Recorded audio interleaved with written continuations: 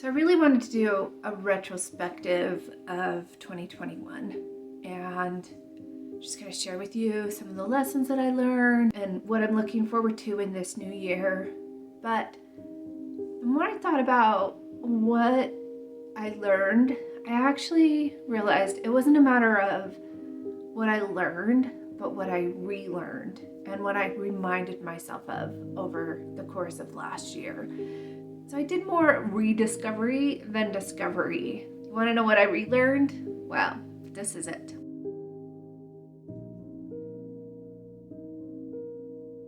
First, life is fleeting and can change in an instant.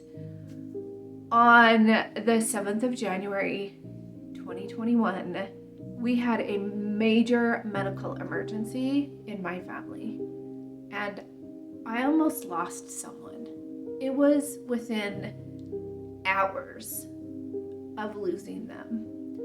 And what entailed after that emergency is still being felt a year later and will probably be felt for the rest of this person's life. And it just reminded me that life is short.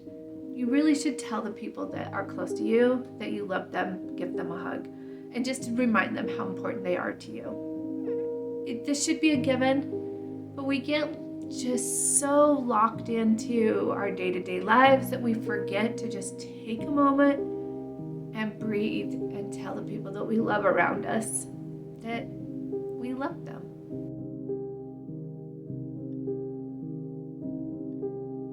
Having faith in your processes, in whatever universe power that is important to you, that is a second thing I relearned last year.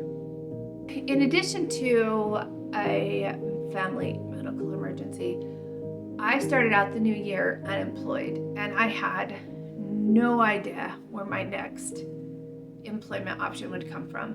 I was scared.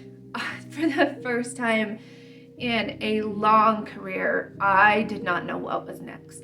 Through a random Facebook post, I honestly am now employed with one of the best companies I have ever worked for in my life. It hit all of my checklist of the things that were important to me.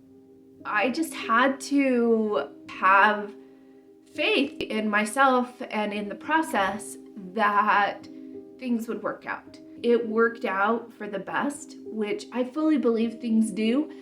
I just know that I am where I'm supposed to be, doing what I'm supposed to be. It gives me this flexibility to be where I need to be, when I need to be there, helping the people that are most important to me.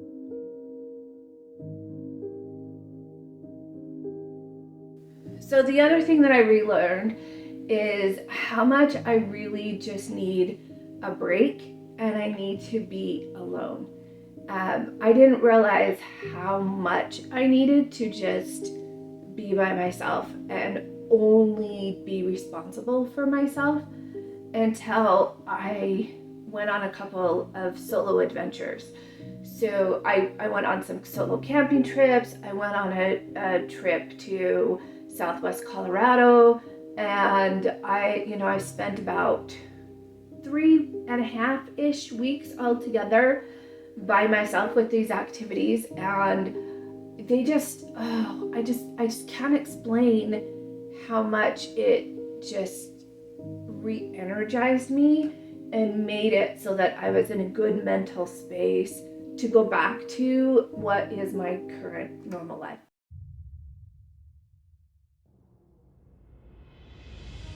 So what does that mean for the coming year? Well, it's very much a mix of taking care of responsibilities like with my full-time job and helping out my family, but I'm also planning on a couple, one for sure, maybe two long-term road trips. And when I say long-term, we're talking 3, 4, maybe more weeks at a time. The plan is to do mostly tent camping.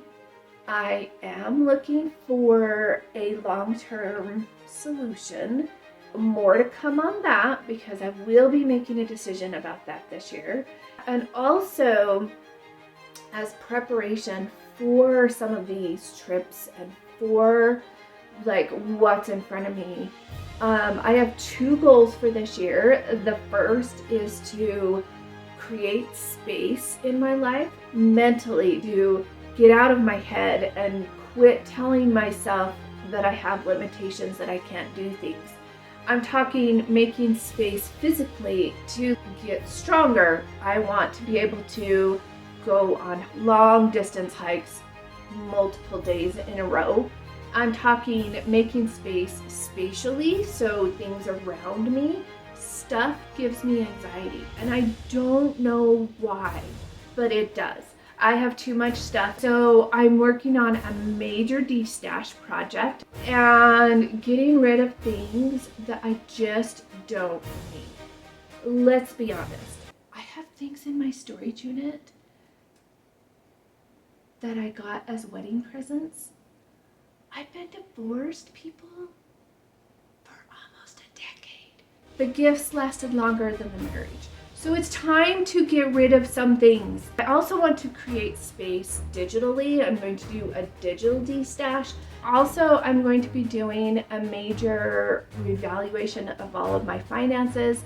And I'm going to be very, very intentional about what I keep and why I keep that. So it's this whole encompassing making space for good, positive changes in my life. And I cannot tell you how excited I am to be doing this. And the second goal for the year is to become location agnostic. And what that means is anything that's tying me down to a specific location, I need to figure out how to either just get rid of it altogether or transition it to somebody who can take it over without me. As you can tell, I have a lot of tasks for my life that I need to get planned appropriately. I've created a bingo card that has major tasks, and as I get bingo, I have rewards lined up. I don't know about you, I need rewards, and it's things like take a mental health day, get a massage, get my car detailed, and I will give you updates on a regular basis about where I sit with bingo. It's gonna be a crazy year. I'm so excited to build a better, more open self and environment around me. I'm very excited to truly become location agnostic and truly open myself up to doing more long-term traveling, whatever that is at this point. I don't know yet. And honestly, that almost has me more excited than having everything planned out. It's going to be an adventure, and things are going to go wrong, probably catastrophically wrong, and I'm not worried about that because that's just part of the fun. So let's go on an adventure together.